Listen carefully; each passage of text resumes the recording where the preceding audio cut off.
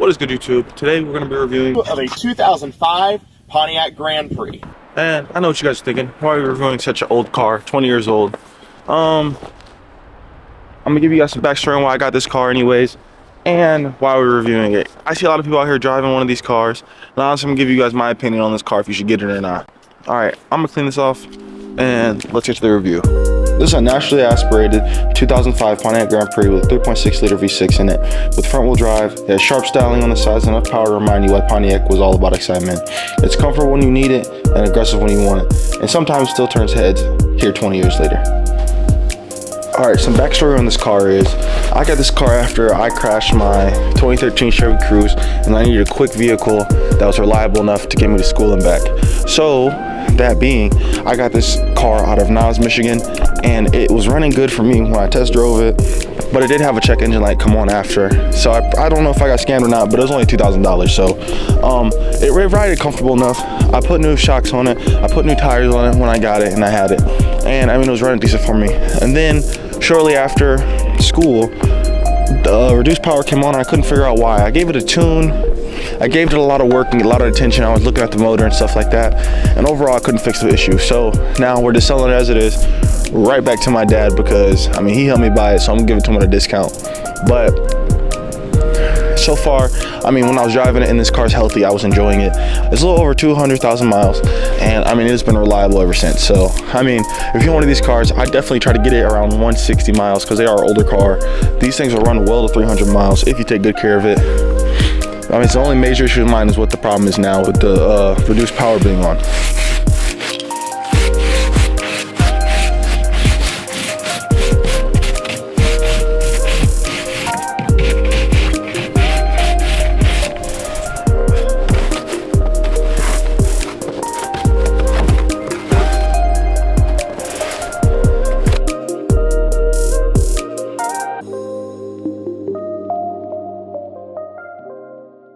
Alright, now that we're all cleaned off, I'm going to give this car a chance to try to start by itself. I got my other car over here just in case it doesn't. So, this car's been sitting most of the winter. It was first sitting over there behind those trees, and then I moved over here after I started it. Just want to make sure it ran and everything like that. I try to start this car as often as I can, but I forgot about it for like the past month. So, here we are trying to start it right now.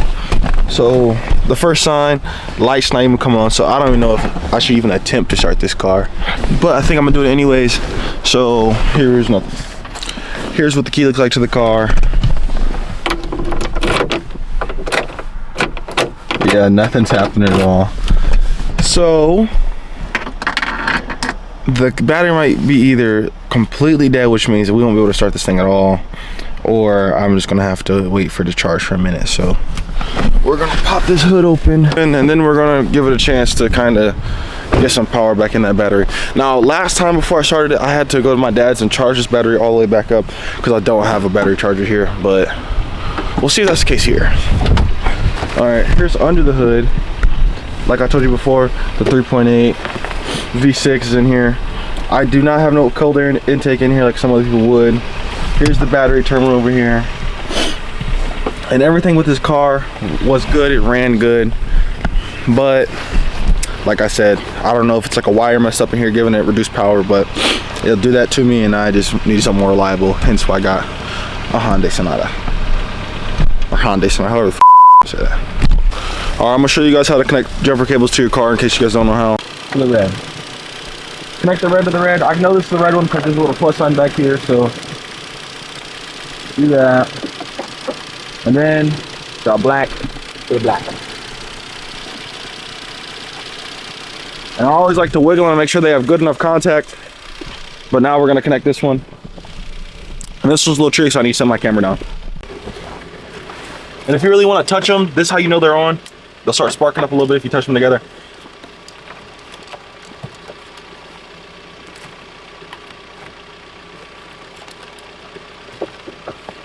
And alright, I'm pretty sure that right there is good contact. If not, we're gonna have to reorganize those. All right, even though I just put them on, I'm about to hop in this car and see if they'll start. Light's already back on, so it must not have been that dead.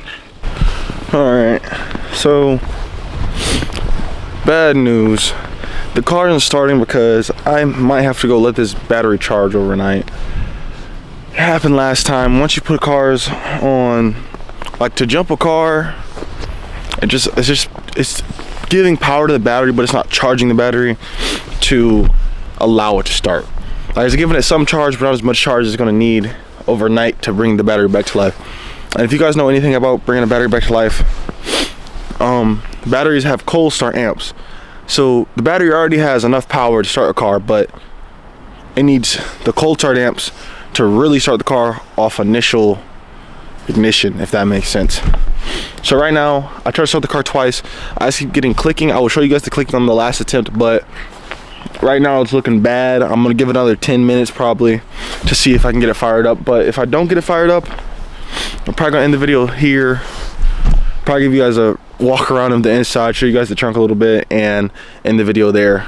And also right behind me is the other car I'm gonna be doing a series on here soon after I start working.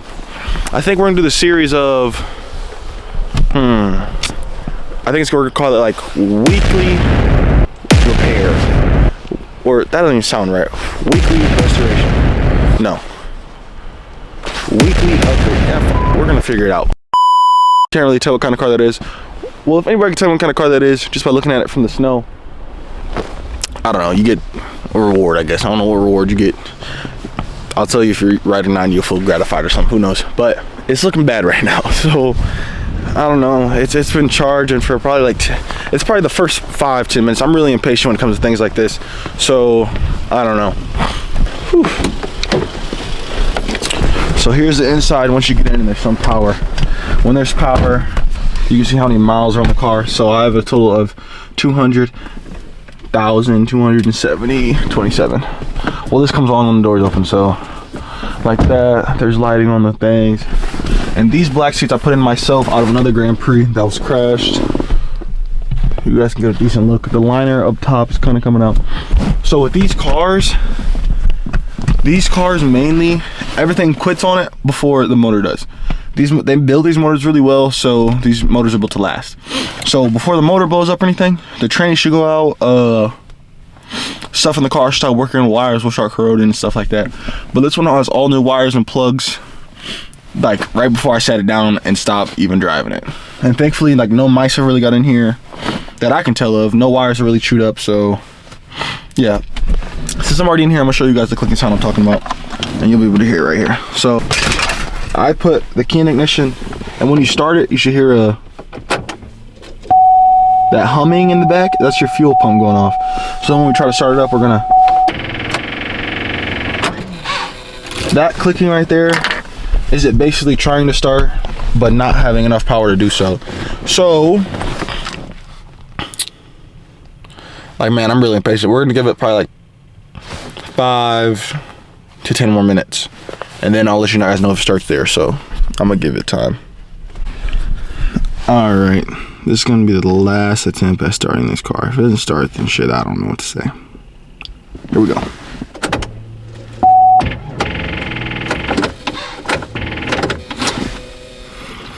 We're gonna go charge this. So sorry to disappoint, but this video is going to come to a horrible end.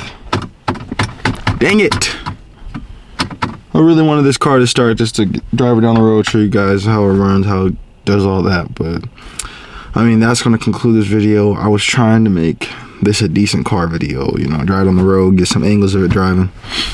But I don't think I can do that today. So this is basically just a glorified talking video of me showing you how this car looks. But I will add how the car like runs and drives right before I give it to my father. This is horrible. I did not think it was gonna not start, honestly, because it almost started the other day, and now the day I decided to come on here and shoot a video on it, it didn't start. So we're gonna disconnect these cords and be out of here. I know, maybe she's jealous because I got another car, who knows. But here's the last look at her. She's going to be going away here soon.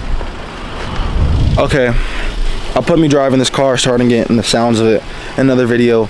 But I appreciate you guys for watching and tuning in. I hate to do this to you guys, leaving you without knowing how this car starts and drives, but I mean, that's going to conclude this video. I will add how the car like runs and drives right before I give it to my father. But It can't be helped. I tried. I've been sitting here for like 30 minutes waiting for this thing to actually come on. So, as usual, you guys stay blessed and tune in for the next one.